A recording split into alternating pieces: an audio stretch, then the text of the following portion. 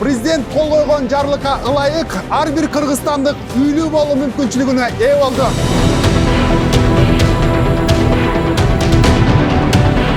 Ай мурда мен дагы ушул жаркыраган турак жайдын курулуш иштерине күбө болуп кеткем. Арадан аз убакыт өтпөй бул батирлер ээлерине тапшырылчу күн келди.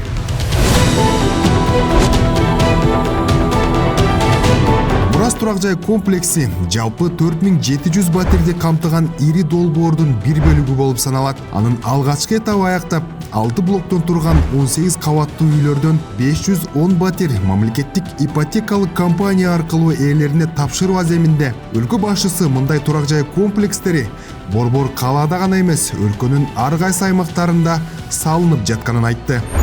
Урматтуу мекендештер, социалдык турак жайларды куруу иштери мындан ары дагы ыкчам темп менен улантылып кете берет. Башталган долбоорлорубузду аягына чыгарабыз. Мамлекетке ишеним артып, социалдык турак жай алуу кезегине турган 40 миңден ашуун жарандарыбызды үмүт тилегине жакын аралыктарда жеткиребиз буюрса. Алдыда дагы көптөгөн турак жай комплекстеринин курулуу иштери башталары күтүлүүдө. Жеке эле борбор калаада эмес, Кыргызстандын ар кайсы аймактарында көп кабаттуу үйлөр курулуп жатат.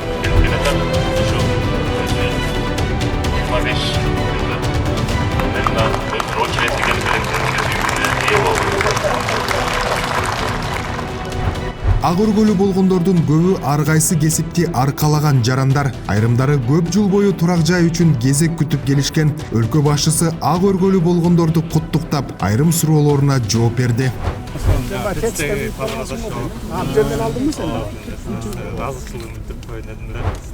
Жөнөкөй калкка 4% кылып койдук, мамлекетте иштегендерге жөнөкөй. Анан баягы 8% ал баягы базарда отурган мигранттар, акчасы барларга кичине 8% кылып койдук. Кичине мамлекеттик ипотекалык компанияга да анча-мынча доход калыш керек да. Компанияда өсүш керек. Анан ал банкрот болуп калса ал компания кийин эч кимдерге үй салып бере албай калат. Ошон үчүн кичине коммерческий 8 кылып койдук. А жөнөкөй калкка баягы 25 жылга деп узак мөөнөткө берип атабыз. А мурда 10 жылга берчү, и то 30%ын алдын ала төлөчүсүң, 30%, анан калган 70-ин ошо 10 жыл бөлүп төлөчүсүң, и 14% болчу да. Бул турак үйлөрдүн дагы бир өзгөчөлүгү өзүнчө от казандар менен жылытылат. Бул бизде лишний. Азырына бирөөсү иштеп атат. Калгандарын иштетсең тегеректегилер бар. Тегеректегилерден биз сен кошуп алабыз, айрык ченчилип ишке деле айтып.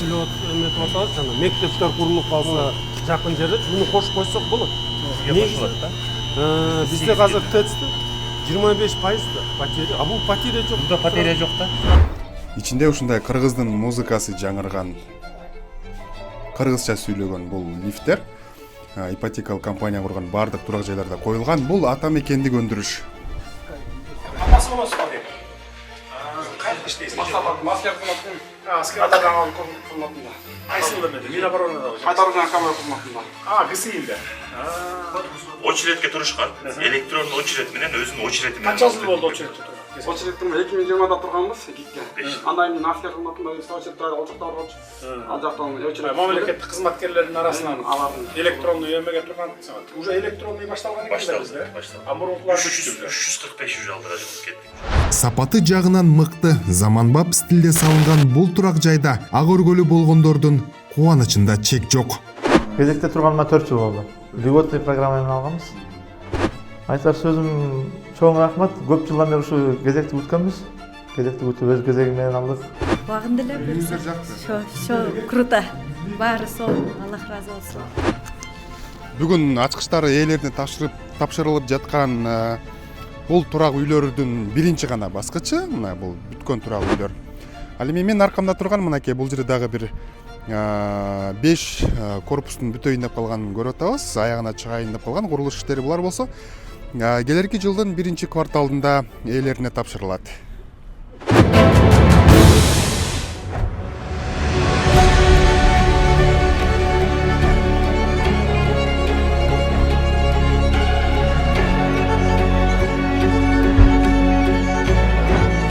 25 декабрь өлкө башчысы Садыр Жапаров Санкт-Петербург шаарында көз карандысыз мамлекеттер шериктештигине кирген өлкөлөрдүн лидерлеринин бейрасмий жолугушуусуна катышты. Мамлекет башчылары бейформал түрдө баарлашып, актуалдуу эл аралык жана регионалдык темалар боюнча пикир алмашты. 2025 жылдын 1 январынан тартып, шериктештикке төрагалык кылуу функциялары Тажикстанга өтөт.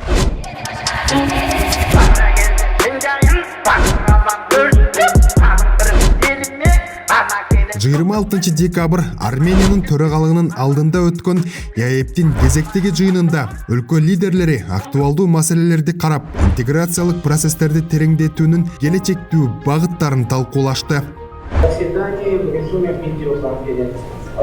Лидерлер бир катар маанилүү чечимдерди жана жогорку Евразиялык экономикалык кеңеште 18 актыны кабыл алып, ЯЭПтин бажы транзитинин бирдиктүү тутуму жана 3-чү тарап жөнүндө макулдашууга, бирлик жөнүндө келишимге өзгөртүүлөрдү киргизүү тууралуу протоколдорго кол коюшту.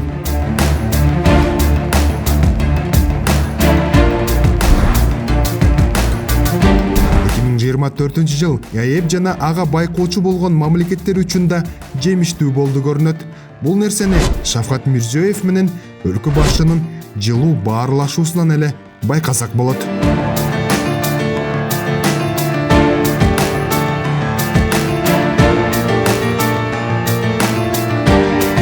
Евразиялык экономик бирикменин ортосунда биздин деген мамлекеттердин ортосундагы жакшы экономикалык жактан жетишкендиктерди деген белгилеп атат. Азыр деген 20дан ашык документке кол коюлду. Ошол документтердин баары тең Кыргызстандын экономикалык кызыкчылыктарын колдогон чечимдер болуп атат. Ананчы ЯЭПке мүчө мамлекеттер арасында экономикалык жактан Кыргызстан бир катар тармактарда лидери болуп чыга келди. Биздин экономикабыздын өсүү темпи мынакей ошол 11 айдын жыйынтыгы менен 9%-ын алкагында болгон. Азыркы эң негизгиси өсүү темптерин көрсөтүп аткан бул соода сатык, курулуш тармагы, анан кийин кызмат көрсөтүү тармактарынын алкагында болгон.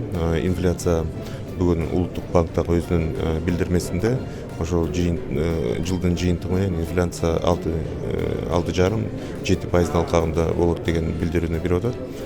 Мен ойлойм бул жетишкендиктер жаман эмес. Ошо жыл ичинде биздин божомолубуз боюнча ички дүң продукциянын көлөмү 1,5 триллиондон ашат. Өсүү темпи 9%-дан кем болбойт деген ойдобуз. Ал эми Кыргызстан карманган көп векторлуу тышкы саясатта өлкө башчысы көтөргөн бир топ маселелер эл аралык коомчулук тарабынан колдоого алынып, өлкөнүн аброю артып жатат.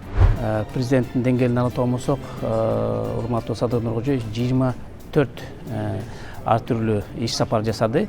Бул Азия мамлекеттеринде, Европа мамлекеттеринде, эл аралык уюмдарда, ООНдо болду.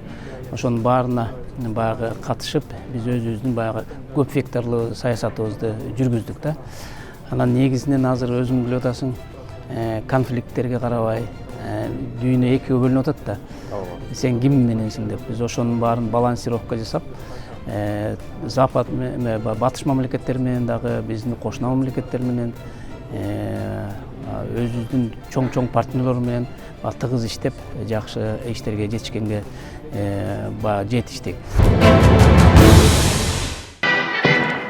Жолдош Кыргыз Республикасы президенти, Куралдуу күчтөрдүн башкы кол башчысы, Өчтүк Батыш Шакеретовду кол башчылаган аскер бөлүктөргө күчүрмөсү тапшыруу аземине түзүлдү. Министрдин орун батары полковник Карасартов. Саламатсыңарбы жоокерлер? 27 декабрь өлкө башчысы Ош облусуна жумуш сапары менен барып, 3 аскер бөлүгүнө күчүрмөн тууларды тапшырды.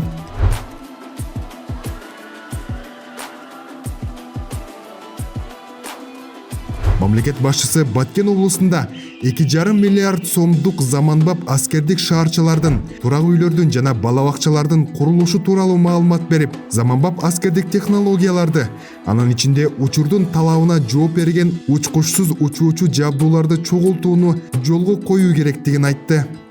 Номер 12861 аскер бөлүгүнө быйыл жалпы сметалык баасы 47 миллион 863 миң сомдук аскердик техникаларды оңдоо жана тейлөө базасын ачууга жетиштик. Бул базада аскердик техникаларды оңдоодон сырткары аны калыбына келтирүүгө, күчүрмөн даярдыкта кармап турууга, ошону менен бирге кесипкөй адистерди даярдоого шарттар түзүлдү. Буга чейин эскилиги жеткен аскердик сооттолгон техникаларды оңдоо аябай эле көп көйгөй жаратып келген болсо, мына эми бул базанын ишке берилиши менен аларды толук өзүбүз оңдоого мүмкүнчүлүк түзүлдү.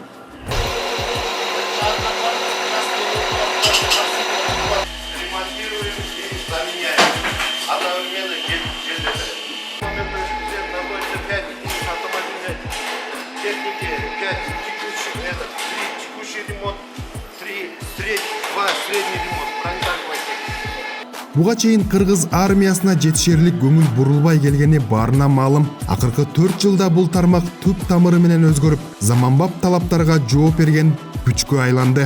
Биринчи күндөрдөн баштап, буралыштар түзүлгөндөн баштап келгенбиз. Ошол убакта жетекчиликтен айтылганда, биз комиссарият түзөбүз, бизге армиянын кереги жок деген сөздөн кийин армияга башка каралбай калып, ушу жердегилер эле өзүлөрү эле ошону барып сатып Эми алдай жок азыр эле. Буюрса жок болсо, урдаса ким урдайт? Урдаса ушу солдаттар урдайт, офицерлер, прапорщиктер, сержанттар. Ал убакта 6 ай, 7 ай зарплата берчүбүз. Мамлекет башчысы аскердик инфраструктуралар муну менен эле чектелип калбастан, дагы да жаңыланаарын баса белгиледи. Пландаштырып туруп, анан мага алып келди, сметасы чыгарды. Канча жери бошойт экен, силер компактный эмеге жаңыларды салыш керек да, жаңы салыш үчүн канча кетет экен. Мага сметасын көтөрүп алып келгиле, төртөөңөр киргиле мага. Мен чечип берейин.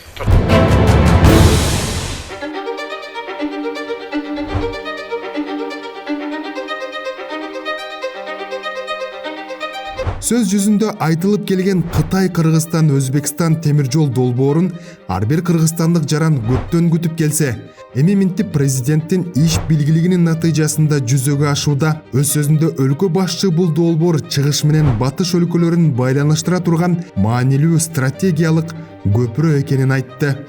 Аталган темир жолдун курулушу менен чыгыш жана батыш элдеринин ортосунда карым-катнаш түзүлүп, кадимки Улуу Жибек жолунун тарыхый деми калыбына келет. Ал эми Кыргызстан үчүн бул долбоор көп кырдуу мааниге ээ. Биринчиден, аталган темир жолдун курулушу өлкөнүн экономикалык жактан өнүгүүсүн ыкчамдатат. Долбоорду ишке ашыруу менен Евразия континентиндеги транзиттик түйүн катары биздин ролубуз бекемделет, жүк ташуулардын көлөмү олуттуу өсөт. Аталган темир жол ишке берилсе, өнөр жайды натыйжалуу өнүктүрүүгө, ресурстарды өздөштүрүүгө мүмкүндүк берет, ошондой эле соода жүгүртүүгө жана инвестиция тартууга шарт түзөт. Бул Кыргызстандын гүлдөп өсүшүнө эбегейсиз зор салым кошот. Миңдеген жумуш орундары түзүлүп, өлкөнүн социалдык, экономикалык абалына оң таасирин тийгизет. Балыкчыдан махмалга чейин темир жолу курулуп келип, ушул жолго кошулат. Түндүгүбүз менен түштүгүбүз темир жол аркылуу дагы байланышта болот. Ошондой эле бул жаңы каттам аркылуу Кыргызстандын экспорттук мүмкүнчүлүктөрү кеңейип, Кытай жана Европа сыяктуу дүйнөлүк ири рынокторго жол ачылат. Кытай Эл Республикасынын төрагасы жана Өзбекстандын президенти жолдогон кайрылууда да Кытай, Кыргызстан, Өзбекстан темир жолунун курулушунун башталышын 3 өлкө дээрлик 30 жылдан бери күтүп келген тарыхый окуя экенин белгилешкен. И, конечно, этот проект будет способствовать возрождению Великого Шелкового пути.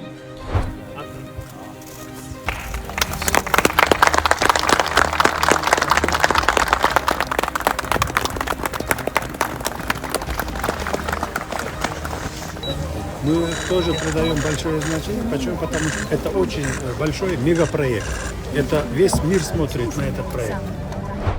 2024 жыл эмнеси менен эсте калды десеңиздер, Кыргызстан, Кытай, Өзбекстан темир жолунун курулушунун башталган жылы деп тарыхта калды окшойт. Чыгыш менен батышты байланыштырган бул стратегиялык көпүрө Жалал Абад аймагындагы болжолду мына ушул жерге тоннель казуу иштери менен башталганы турат. Бул темир жол Борбор Азия чөлкөмүнүн Кытай менен эң кыска кургактагы жол аркылуу байланыштырган эл аралык маанидеги жаңы транспорттук артерия. Ошондой эле 3 мамлекеттин көп кырдуу кызматташтыгын мындан ары кеңейтүүгө жана стратегиялык өнөктөштүктү бекемдөөгө зор өбөлгө түзмөкчү. Кыргызстан үчүн темир жолдун курулушу өлкө эгемендүүлүк алгандан бери эң ири долбоор болуп калды.